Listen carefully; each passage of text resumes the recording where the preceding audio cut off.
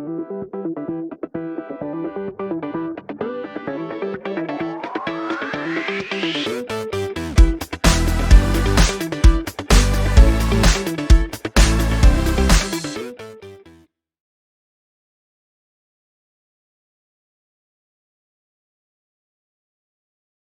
से हम class 10th का विज्ञान का सिलेबस स्टार्ट करेंगे। तो हम पहले अध्याय से स्टार्ट करेंगे। पहले अध्याय के लिए हम 2 वीडियो बनाएंगे। पहले वीडियो में हम सारा सिलेबस देखेंगे कि इसमें क्या क्या पढ़ना है, हमें क्या कॉन्सेप्ट है, इसमें सारे कॉन्सेप्ट क्लियर करेंगे। एंड सेकेंड वीडियो में हम इससे रिलेटेड क्वेश्चन सॉल्व करेंगे, क्वेश्चंस देखेंगे कि कैसे क्वेश्चंस आते हैं।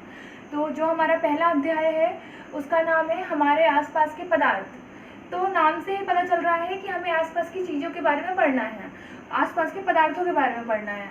तो पदार्थ क्या होता है, पहले हमें पढ़ना है पदार्थ के बारे में। तो हमें ये जानना है पदार्थ आखिर क्या होता है। तो पदार्थ वो चीज़ होती है, ऐसा कुछ भी जो स्थान घेरता है, कुछ भी मतलब ये मार्कर, ये बोर्ड, तारे, चंद्रमा, ऐसा कुछ भी जो स्थान घेरता है और जिसमें एक द्रव्यमान होता है वो पदार्थ कहलाता है। पदार्थ जो होता है जो स्थान घेरे, कुछ भी जो स्थान घेरता है और जिसमें द्रव्यमान होता है। आप डेफिनेशन लिख सकते हैं, ऐसा कुछ भी जो स्थान घेरता है और जिसमें द्रव्यमान होता है। द्रव्यमान एक वस्तु का ऐसी गुण होता है जो हर परिस्थिति में हर जगह पे सेम रहता है, बराबर रहता है। जैसे कि किसी भी पदार्थ का जो भार होता है वो गुरुत्वाकर्षण पे डिपेंड करता है। जैसे कि अगर आपका भार यहाँ पे 40 kg है, चांद पे वो भार अलग रहेगा, लेकिन जो द्रव्यमान है वो हर जगह सेम रहता है। फिर पदार्थ के बारे में और पढ़ेंगे हम। पदार्थ की डेफिनेशन हो गई। अब बोला क्या है, जो पदार्थ है वो छोटे छोटे कणों से मिलके बना है। जैसे कि कोई भी हम मान लेते हैं, ये बोर्ड हो गया, ये बोर्ड बनाया हमने, ये जो बोर्ड है ये छोटे छोटे कणों से मिलके बना है, तब ये ऐसा बना है। मतलब पदार्थ जो होता है छोटे छोटे कणों से मिलके बना होता है। फिर हम इसमें ऐड करेंगे कणों से मिलके बना होता है। अब हमें कणों के गुणधर्म के बारे में जानना है कि जिन कणों से पदार्थ बना होता है उनकी क्या गुणधर्म क्या होते हैं। तो हमने देखा पदार्थ कणों से बना होता है। फिर कणों के गुणधर्म, तो जो पहला गुणधर्म है ये है कि जो पदार्थ के कणों के बीच जो होता है वो रिक्त स्थान होता है। पदार्थ के कणों के बीच रिक्त स्थान होता है। मतलब कोई भी पदार्थ है उनमें जो कण है उनके बीच में रिक्त स्थान होता है। जैसे ये बोर्ड भी छोटे छोटे कणों से मिलकर बना है तो इसके बीच रिक्त स्थान होगा, कुछ भी। तो इसको हम एग्जाम्पल के थ्रू समझते हैं। तो एग्जाम्पल हमें ऐसा लेना होगा कि मान लेते हैं हमने एक गिलास पानी लिया है, ये हमारा ग्लास है, इसमें एक यहाँ तक पानी भरा हुआ है। यहाँ हमने जगह मार्क कर ली। हमने एक स्पून जो है नमक लिया, नमक को हमने इसमें डाल दिया। नमक डालने के बाद हम क्या देखेंगे कि ग्लास का जो लेवल है ये बिल्कुल भी बदला नहीं है, वो वहीं का वहीं है नमक डालने के बाद भी। तो नमक ने क्या किया, जो पानी के बीच में रिक्त स्थान था उसको जाके फिल कर दिया। तो पदार्थ के कणों के बीच रिक्त स्थान होता है, और जो रिक्त स्थान है वो सॉलिड मतलब कि ठोस में सबसे कम रिक्त स्थान होता है। फिर द्रव्य में उससे थोड़ा ज़्यादा रिक्त स्थान होता है, और हवा में सबसे ज़्यादा रिक्त स्थान होता है। तो हवा के पदार्थ के कणों में जो रिक्त स्थान होता है वायु में सबसे ज़्यादा होता है। तो वायु में जो ऑक्सीजन घुली रहती है वही हम सांस लेने के लिए यूज़ होता है। जो जलीय जीवन देख लीजिए, उन जल में समुद्र में भी ऑक्सीजन घुली होती है, उसी वजह से मछलियाँ, पेड़ पौधे समुद्र के अंदर जिंदा रहते हैं। तो पदार्थ के जो दूसरा गुणधर्म होता है पदार्थ का वो ये होता है कि पदार्थ के कण गति करते हैं। पदार्थ के कण निरंतर गति करते हैं और पदार्थ के कणों में गतिज ऊर्जा होती है।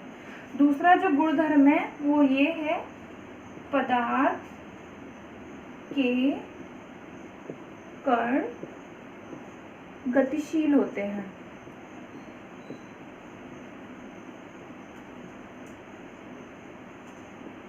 इसमें जो है गतिज ऊर्जा होती है।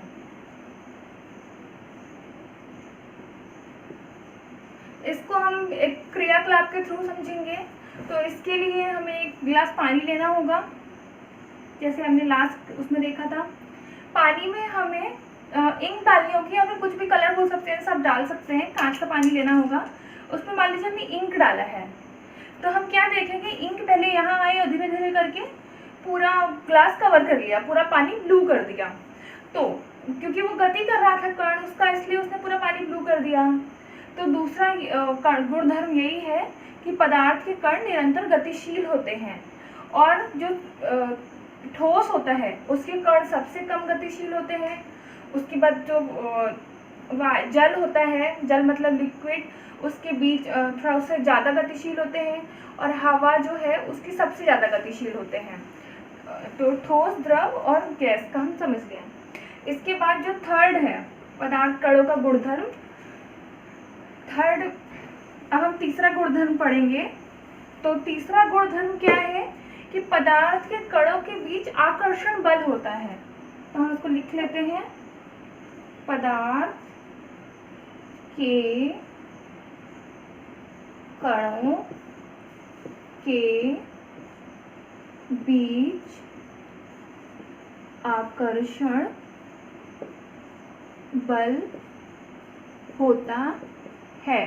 अब आकर्षण बल से हम क्या समझें कि दो कण जो है एक दूसरे को अपनी तरफ खींचते हैं। तो इसको भी हम एक क्रियाकलाप के थ्रू समझेंगे। एक हमें प्लेट लेनी है, उसमें हम पानी रखते हैं, प्लेट को पानी से भर लिया, उसको हम ऐसे उंगली से काटेंगे। तो हम क्या देखेंगे, हमारी उंगली जैसे ही निकली उसके बाद पानी फिर से आ गया अपनी जगह पे। मतलब जो पानी के कण है एक दूसरे को अट्रैक्ट किया, अपनी तरफ खींचा और पानी अपनी पोजीशन में आ गया।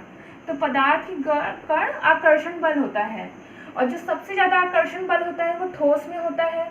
उससे कम आकर्षण बल जो होता है वो द्रव में होता है, फिर उससे कम जो आकर्षण बल होता है वो गैस में होता है। तो हमने इसके तीनों गुणधर्म समझ लिए। अब हम समझेंगे कि पदार्थ जो होते हैं वो कितने टाइप के होते हैं। तो जो पदार्थ है हमारा वो 3 टाइप का होता है। पहला जो होता है ठोस, दूसरा होता है द्रव्य, तीसरा होता है गैस। इनको हम एग्जाम्पल के थ्रू समझेंगे। ठोस में हम मान लेते हैं कि हमारा बोर्ड है, तो जो ठोस होता है उसका आकार सेम रहता है। इसको हम अगर इसमें फोर्स लगाएंगे, इसमें बल देंगे तो ये टूट जाएगा, लेकिन इसका जो आकार है निश्चित आकार, निश्चित आयतन रहता है। जो द्रव है उसका हम पानी का एग्जाम्पल लेते हैं, उसका आयतन जो निश्चित रहता है लेकिन उसका आकार निश्चित नहीं रहता। पानी को हम जिस भी ग्लास में डालेंगे, जिस भी प्लेट में डालेंगे, वो अपना आकार बदल लेगा। और तीसरा हम गैस के बारे में बात करते हैं। तो गैस आप सब जानते हैं, इसका कोई निश्चित आकार नहीं होता, कोई निश्चित सीमाएं नहीं होती, कोई निश्चित आयतन नहीं होता। अभी हम तीनों के बीच डिफरेंस जानेंगे, तीनों को हम डिटेल में पढ़ेंगे। हमने पदार्थ की अवस्थाओं के बारे में पढ़ा कि पदार्थ जो होते हैं वो 3 अवस्था में होते हैं, ठोस, द्रव और गैस। अभी हम तीनों के बारे में डिटेल में पढ़ेंगे और तीनों में डिफरेंस जानेंगे कि डिफरेंस क्या होता है। तो जो ठोस होता है, हमें दिख रहा है कि ठोस के कण जो होते हैं वो बहुत पास पास होते हैं। जो द्रव होता है जो कणों से बना होता है थोड़ा सा दूर होते हैं, और जो गैस होता है उसमें ज़्यादा दूर होते हैं। ठोस का जो होता है वो एक निश्चित आकार होता है, द्रव का आकार निश्चित नहीं होता है, और गैस का आकार भी निश्चित नहीं होता है। ठोस की सीमाएं निश्चित होती हैं, द्रव की नहीं होती और गैस की भी नहीं होती हैं। ठोस जो होते हैं कठोर होते हैं, द्रव में बहाव होता है और गैस में भी बहाव होता है। ठोस जो होता है असंपीड्य होता है। संपीड्य मतलब क्या होता है, कंप्रेशन, मतलब कि आप किसी में कितना प्रेशर दे सकते हो, मतलब कितना दाब लगा सकते हो। तो ठोस में अगर हम दाब लगाते हैं तो ठोस टूट जाएगा, तो वो बिल्कुल भी संपीड्य नहीं होता। द्रव में हम दाब लगा सकते हैं और गैस में हम सबसे ज़्यादा दाब लगा सकते हैं। जो ठोस होता है उसका आयतन निश्चित होता है, जो द्रव होता है उसका आयतन निश्चित होता है, लेकिन गैस का आयतन निश्चित नहीं होता है। ठोस जो होता है उसका एग्जाम्पल देख लेते हैं, मेज और ईंट, द्रव दूध पानी, और जो गैस होता है उसका एग्जाम्पल होता है ऑक्सीजन, नाइट्रोजन, कुछ भी बोल सकते हैं वो। तो अब हमारा अगला टॉपिक क्या है कि क्या तापमान और दाब में अंतर करके हम अवस्थाएं चेंज कर सकते हैं। मतलब अगर कोई वस्तु ठोस है तो क्या उसे हम द्रव में, और कोई वस्तु द्रव है तो उसे हम गैस में परिवर्तित कर सकते हैं, या विसा वर्सा अगर कोई वस्तु गैस है तो उसको क्या हम द्रव में, और कोई वस्तु द्रव में है तो उसको हम गैस में परिवर्तित कर सकते हैं। तो हाँ, बिल्कुल कर सकते हैं। तो इसके लिए हम एग्जाम्पल देखते हैं। मान लीजिए हमारे पास कोई बर्फ है, ठोस हमारे पास बर्फ की क्यूब्स है। तो हमने तापमान बढ़ाया, तापमान जैसे ही हम बढ़ाएंगे तो हम क्या देखेंगे, जो बर्फ है वो धीरे धीरे पानी में कन्वर्ट होने लगी। मतलब जो ठोस है हमारे पास वो द्रव में कन्वर्ट होने लगा, वो द्रव बन गया। फिर हम उसमें और तापमान बढ़ाएंगे तो हम क्या देखेंगे, जो हमारा पानी है वो धीरे धीरे वाष्प बन के उड़ रहा है, मतलब गैस बन रहा है। तो हम ठोस से द्रव बनाया, द्रव से गैस बनाया।